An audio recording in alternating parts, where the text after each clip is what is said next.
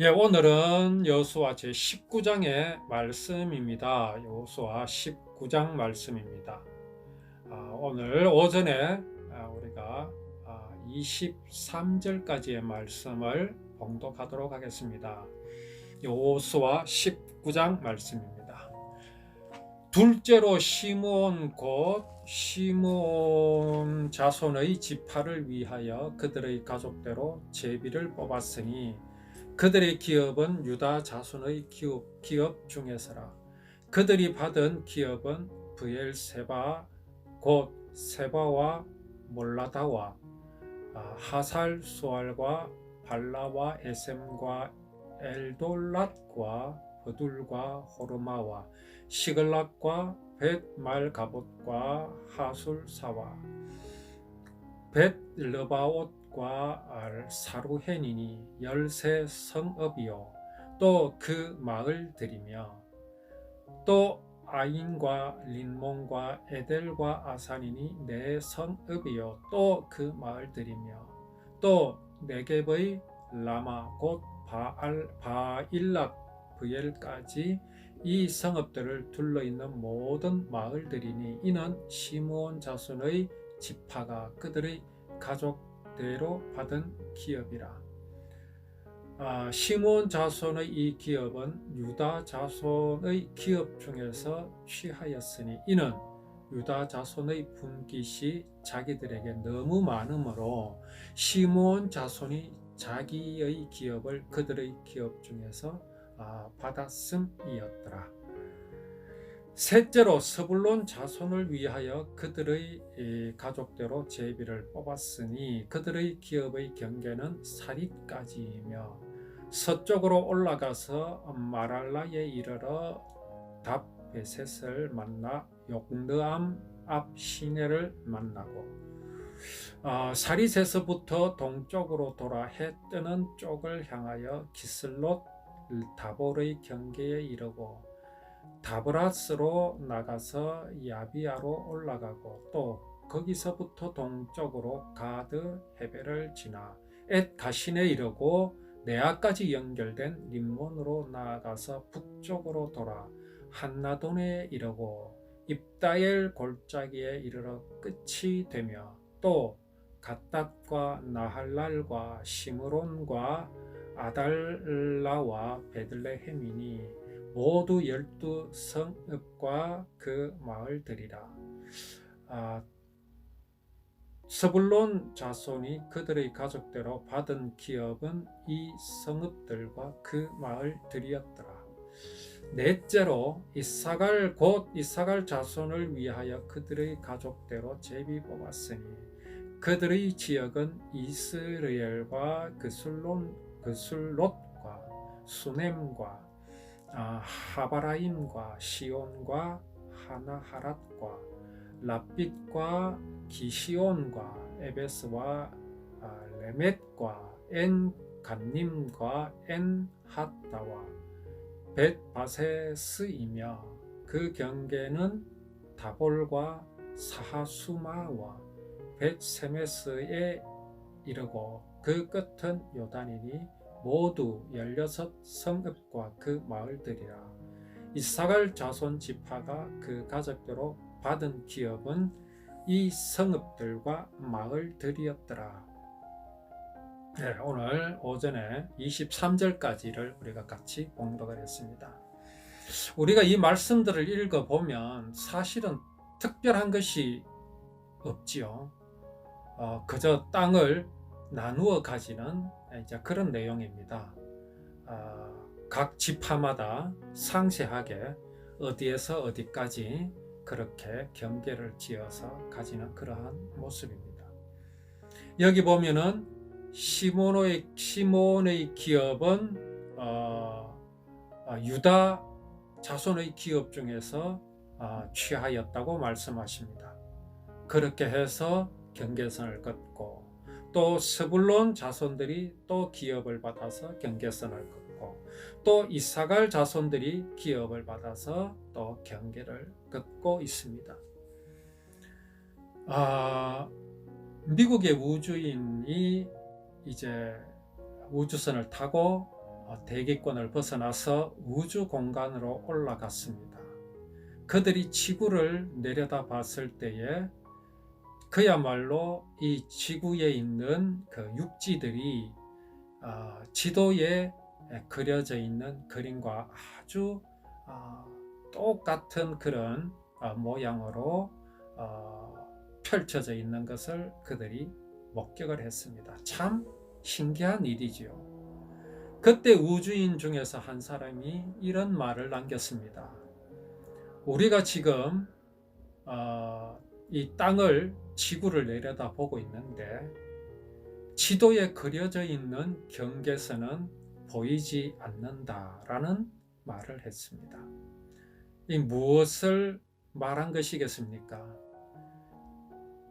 지구에 있는 땅, 지도에 있는 그 모든 경계선들은 사람이 그려놓았고 사람이 분리한 것이라는 것입니다.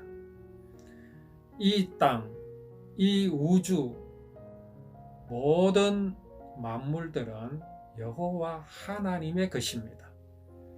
거기에 무슨 경계가 필요하고 무슨 경계선이 필요하겠습니까?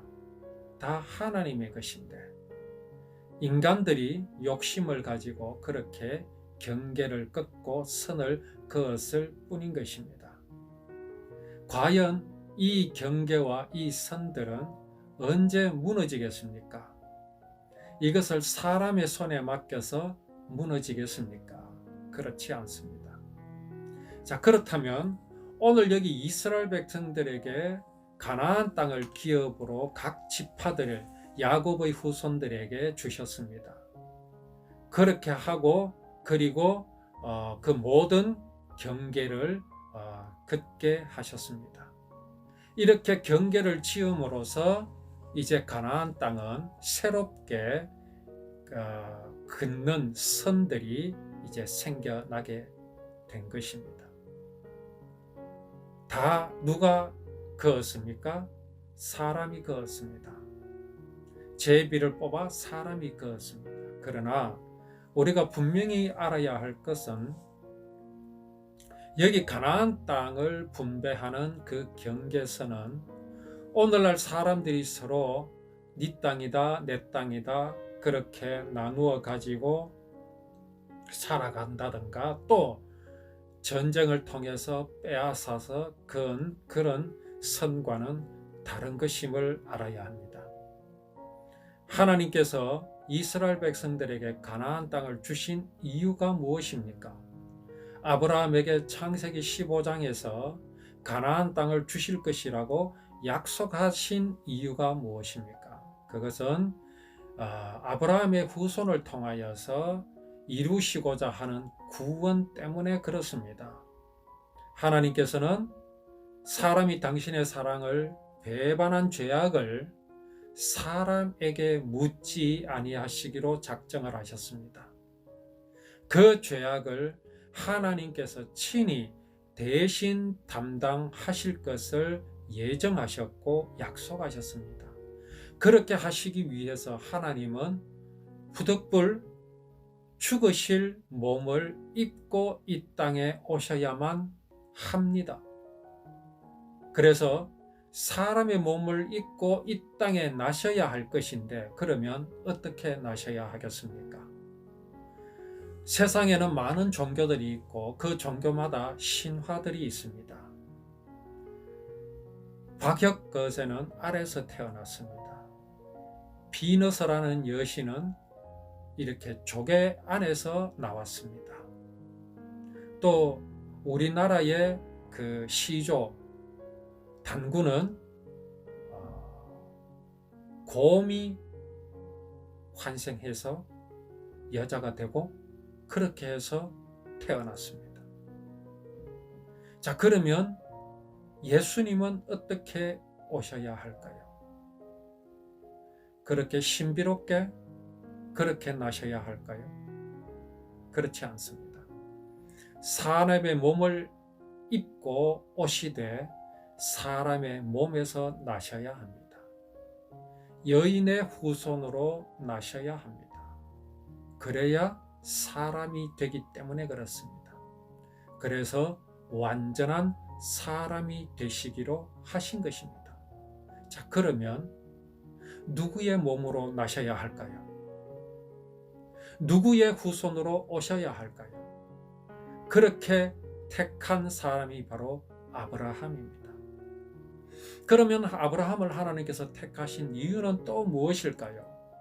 아브라함은 셋의 후손으로서 가인이 죽인 아벨, 곧 여호와 하나님 그 구원의 언약을 마음에 영접하고 그 언약을 감사함으로 하나님께 예배를 드렸던 아벨을 대신하여 주신 셋, 그 셋의 후손입니다.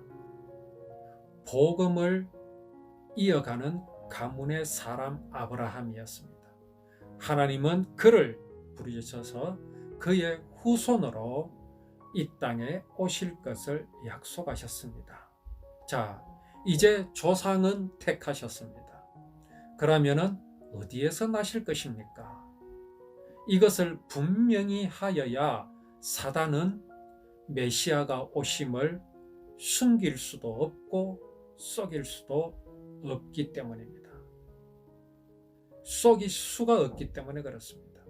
그래서 하나님께서는 그 태어나실 땅도 분명하게 약속을 해 주셨습니다. 그것이 바로 가나안 땅입니다.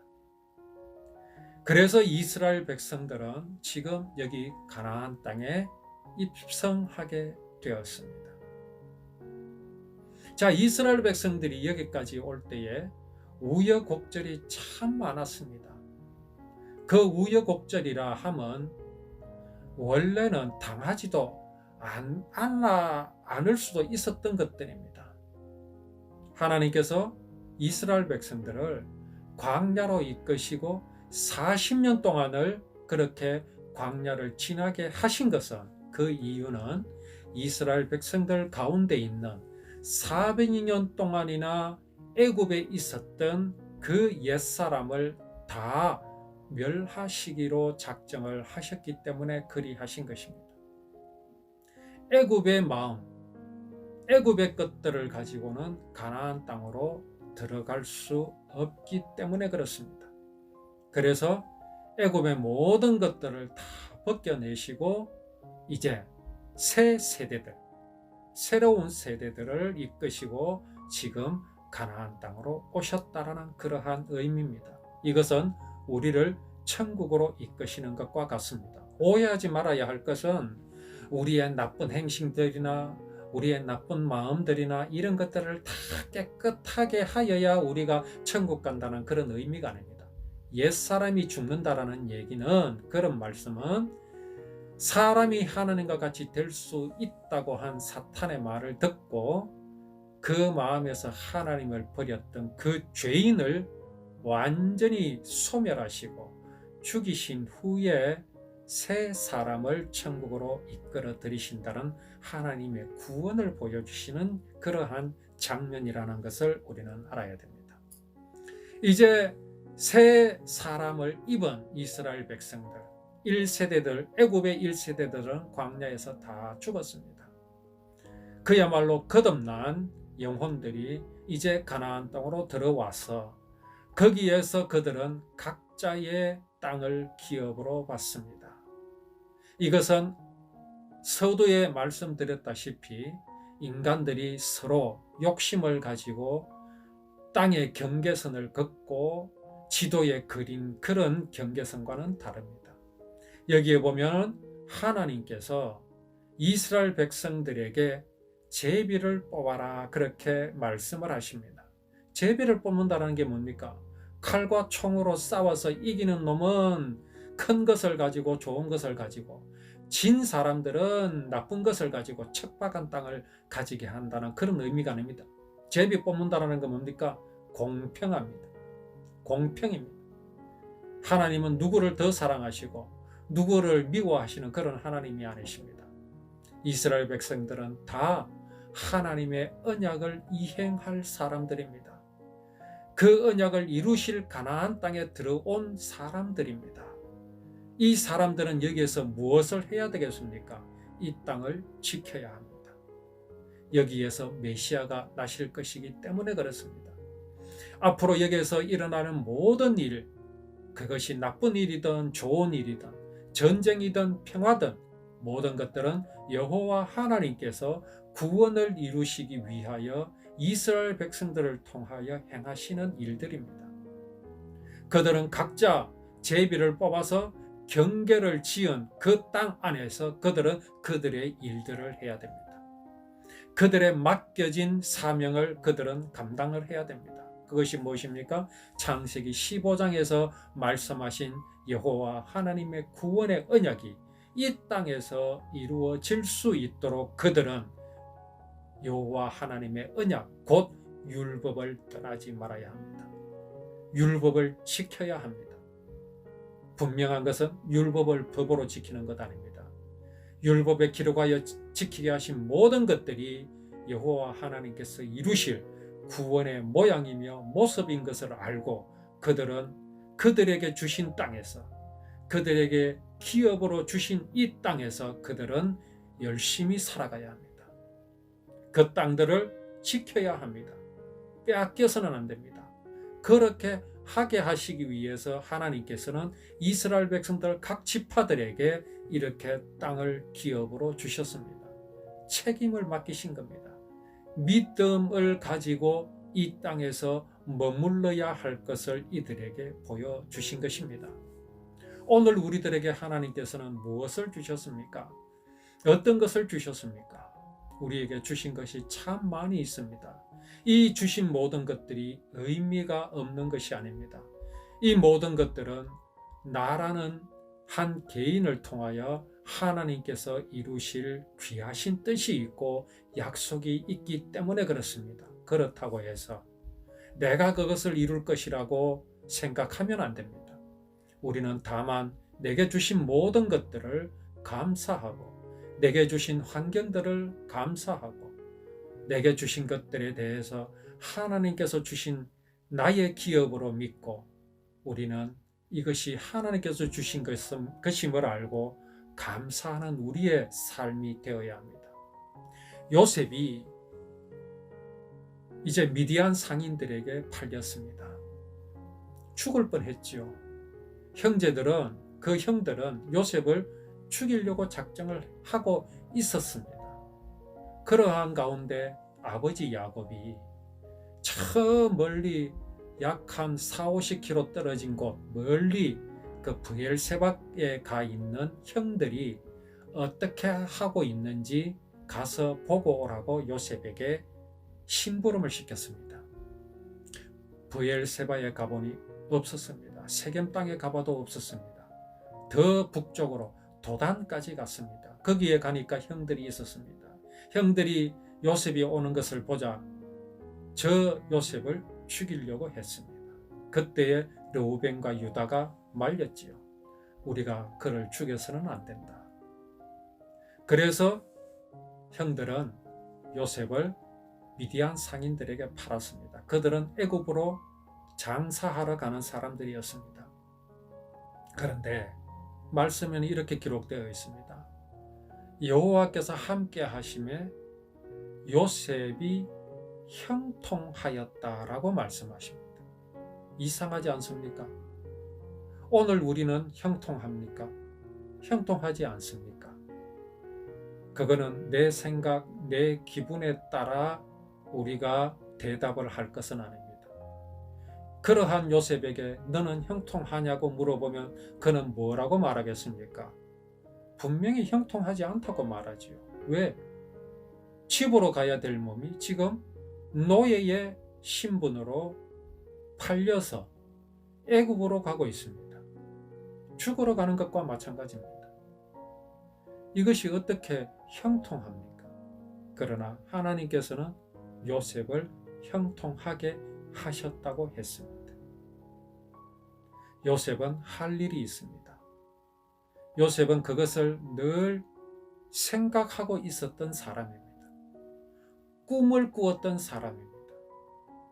어떻게 해서 꿈을 꾸었겠습니까? 어떻게 해서 해와 달과 별이 자기에게 절하고 형님의 볕단, 부모님의 볕단이 자기에게 절하는 꿈을 꾸었겠습니까? 그것이 바로 아브라함에게 언약하셨던 창세기 15장에 대한 믿음 때문이었습니다. 이 일을 하나님께서는 분명히 이루실 것이다. 누구를 통하여 이루실 것인지는 모르지만 분명히 이루신다. 그것도 우리 집안을 통하여. 그런데 그가 지금 애굽으로 팔려가고 있습니다. 그러한 때에 요셉의 마음에 어떤 생각이 들겠습니까? 과연 하나님께서 약속을 이루시는구나 하는 믿음이 들지 않았겠습니까? 애굽에 가까이 가면 갈수록 그 확신은 더해졌을 수도 있습니다. 이것이 애굽의 형통입니다. 그에게 하나님께서는 당신의 언약을 맡기셨습니다. 오늘 이스라엘 백성들은 여호와 하나님의 구원의 언약을 이루실 땅을 전부 분배받았습니다. 예수님은 지금 여기 시므온이 기업으로 받은 땅에 오시는 것이 아니라 스불론 지파가 기업으로 받은 베들레헴이라는 곳에 오십니다. 그러면 스불론은 아무것도 아니겠습니까?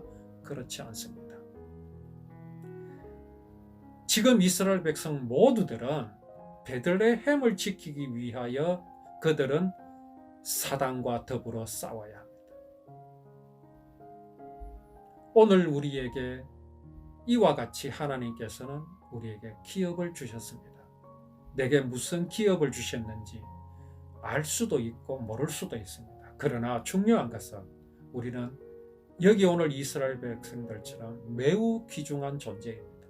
매우 귀한 존재입니다. 정말 율법이 법인 줄만 알고 가르치는 교회들, 이 세상 속에서 율법은 법이 아니라 하나님께서 반드시 이루실 구원의 언약이신 예수 그리스도를 보여주시는 언약임을 알고 이 율법을 즐거워하고 기뻐하는 우리들, 이 비밀을 알고 있는 우리들에게 하나님께서는 기업을 맡겨주셨습니다. 우리는 이 기업을 맡겨주신 하나님의 뜻을 늘 기억하면서 감사하고 하나님께 영광을 돌리며 내게 이렇게 귀한 사명을 맡겨주신 하나님의 은혜를 우리는 감사하면서 오늘 이 말씀을 기억하여야 할 것입니다.